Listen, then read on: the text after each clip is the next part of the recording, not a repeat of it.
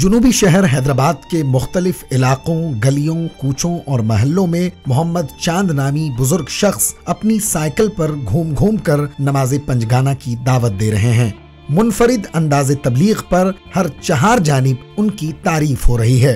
तबलीग कर रहे हैं जो गाड़ी के ऊपर पोस्टर लगा के साइकिल पे, उसमें जो है ना बहुत हमारे को खुशी हुई।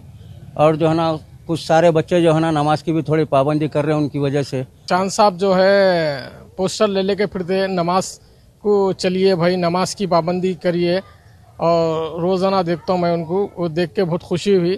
और तमाम लोगों से गुजारिश है कि नमाज की पाबंदी करे। हैदराबाद के इलाका आसिफ नगर के रहने वाले 56 साला मोहम्मद चांद रोजाना अपने घर से साइकिल पर नमाज की दावत देने निकल जाते हैं। उनकी साइकिल पर एक पोस्टर लगा है जिसमें नमाज की दावत देते हुए खूबसूरत पैगाम कलमबंद है।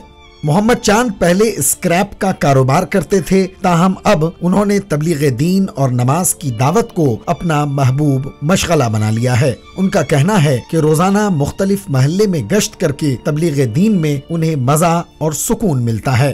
अब मैं क्या है साहब, मेरे उम्र के हिसाब से कुछ दिन का काम भी करना चाहता हूँ और मैं कुरान हदीस से वाकिफ हूँ साहब, तो मैं साइकिल पे निकलना ज़्यादा पसंद करता हूँ और पैदल ही फिरता हूँ। मैं हमने बहुत कुछ दुनिया में पा लिया, लेकिन आखिरत के ताल्लुक से हम लोग बहुत पीछे हो गए सब। लिहाजा इंसान को चाहिए कि अल्लाह की तरफ भी रुजू हो।